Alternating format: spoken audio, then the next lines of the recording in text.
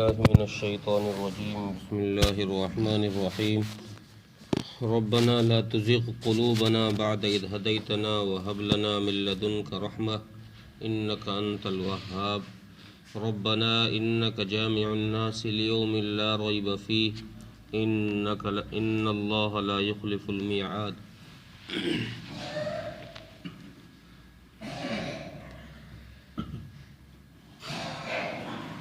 پچھلی آیت میں راسخین فی العلم، جو اہل علم ہیں، ان لوگوں کی ایک صفت یہ بیان کی گئی تھی کہ وہ اپنے اس علم پر اتراتے نہیں ہیں، تکبر نہیں کرتے ہیں، بڑائی نہیں جتاتے ہیں۔ انہی کی ایک دوسری تعریف اس آیت کے اندر اللہ تبارک و تعالی اس طرح فرما رہے ہیں کہ جو لوگ راسخین فی العلم ہیں، جو لوگ اہل علم ہیں، وہ اپنے علم پر جمنے کے بعد پھر اللہ سے یہ دعا کرتے ہیں کہ اللہ تو ہمارے قدم پھسلنے سے ہماری حفاظت فرما، یعنی ہمیں جو تو نے علم دے کر ہدایت دی ہے اور ہمیں صراط مستقیم پر تو نے جمایا ہے، صحیح راستے پر چلایا ہے، ہمیں اسی راستے پر چلاتے رہنا، ہمیں اس راستے سے ہٹانا نہیں کہ کہیں ہمارے دلوں میں کجی آ جائے، یعنی حسد آ جائے، تکبر آ جائے، یا اور کوئی ایسی بیماری آ جائے جس کے ذریعے سے ہم راہ راست سے ہٹ جائیں۔ تو اے اللہ تو ہمیں ہدایت جب تو نے ہمیں دے دی ہے اور تو نے سیدھا راستہ ہمیں دکھا دیا ہے، تو پھر اب تو ہمیں اس پر جمائے رکھنا، چونکہ انک انت الوہاب، ہر چیز کو دینے والے آپ ہی ہیں، خواہ ہدایت ہو وہ بھی آپ کی طرف سے ہے، گمراہی ہو وہ بھی آپ کی طرف سے، دونوں چیزیں آپ ہی کی طرف سے ہیں۔ اور چونکہ حدیث میں صحیح مسلم کے اندر ایک روایت ہے، حضرت امی عائشہ رضی اللہ عنہا فرماتی ہیں کہ رسول اللہ صلی اللہ علیہ وسلم نے ارشاد فرمایا کہ آدمی کا دل ایسے ہوتا ہے جیسے میدان میں پڑا ہوا کسی پرندے کا پر ہوتا ہے، کبھی ہوا لگتی ہے ادھر بدل جاتا ہے، کبھی ہوا لگتی ہے ادھر بدل جاتا ہے، وہ پر جیسے بدلتا رہتا ہے، انسان کا دل ہمارے اختیار میں ہے، ہمارے پاس ہماری چٹکیوں میں وہ اشاروں پر بدلتا رہتا ہے، ہم چاہتے ہیں یوں بدل جاتا ہے ہدایت کی طرف، ہم چاہتے ہیں وہ گمراہی کی طرف بدل جاتا ہے۔ انسان اچھا خاصا بھلا نیک آدمی ہے، اللہ ایسے اسباب پیدا کر دیتے ہیں کہ وہ ایسی برائیوں میں مبتلا ہو جاتا ہے کہ سننے والا بھی توبہ توبہ کر کے رہ جاتا ہے، تو یار یہ کیا گناہ کر رہا ہے، یہ کیا برائی کر رہا ہے۔ تو اور ایک روایت میں ہے کہ حضرت حضور صلی اللہ علیہ وسلم نے ارشاد فرمایا کہ انسان کا دل اللہ تبارک و تعالیٰ کی 2 انگلیوں کے درمیان میں ہے،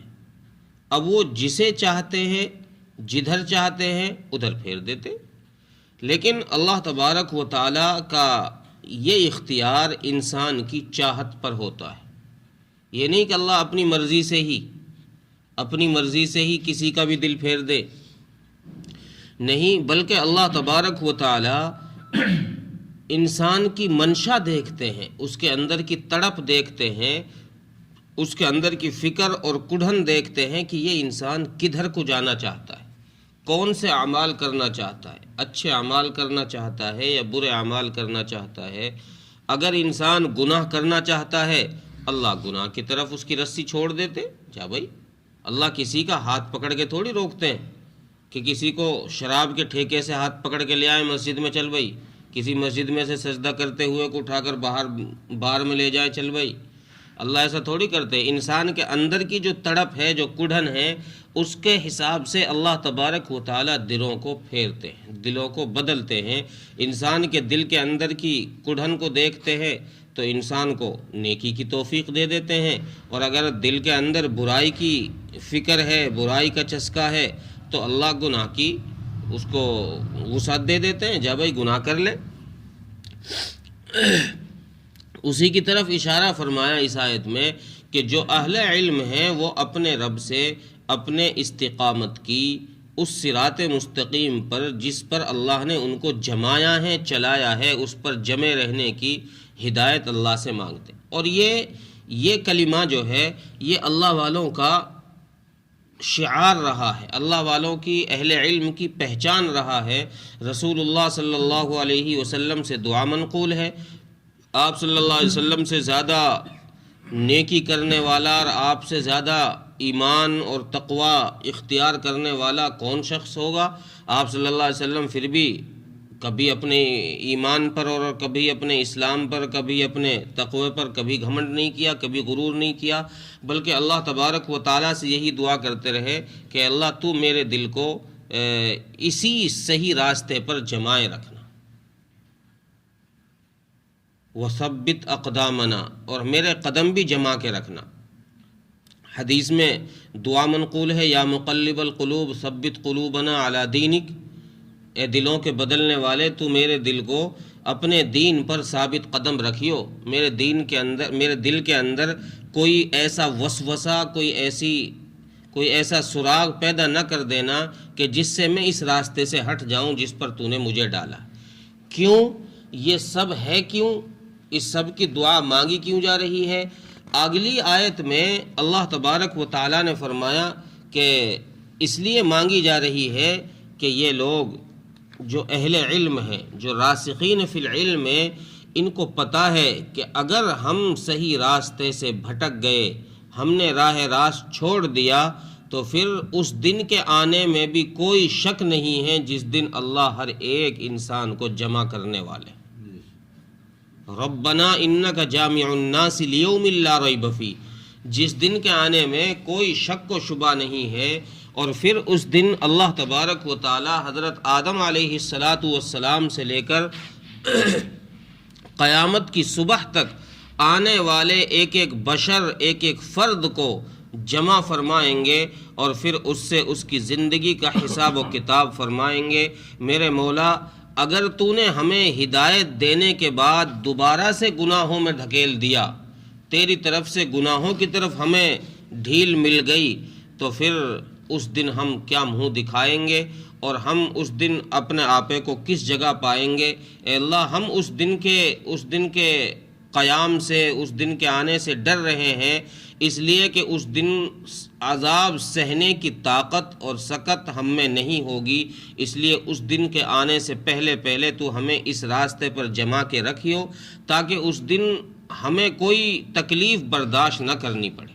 کسی قسم کا عذاب برداشت نہ کرنا پڑے. چونکہ میدان حشر کا دن اتنا سخت دن ہے جس کی حدیث میں، کئی ساری حدیثوں میں میدان حشر کی جو ہولناکیاں بیان کی گئی ہیں کہ امتی تو امتی، انبیاء علیہ السلام بھی نفسی نفسی کر رہے ہوں گے، وہاں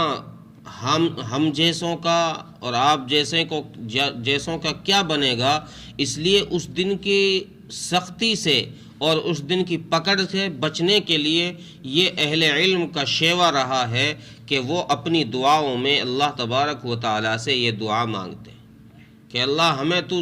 جس سیدھے راستے پر تو نے جمایا ہے، چلایا ہے، ہمیں تو اسی پر جما کے رکھنا، اس سے ہٹانا نہیں. اس لیے کہ ہم اس دن کے آنے سے اور اس دن کی پکڑ سے ڈر رہے ہیں کہ جس دن تو سب کو جمع کرنے والا ہے. اور پھر ان سب کو جمع کرنے کے بعد سب کے حالات زندگی تیرے سامنے کھلی کتاب کی طرح موجود ہوں گے، تجھ سے کسی کا ذرہ برابر بھی کچھ چھپا ہوا نہیں ہوگا.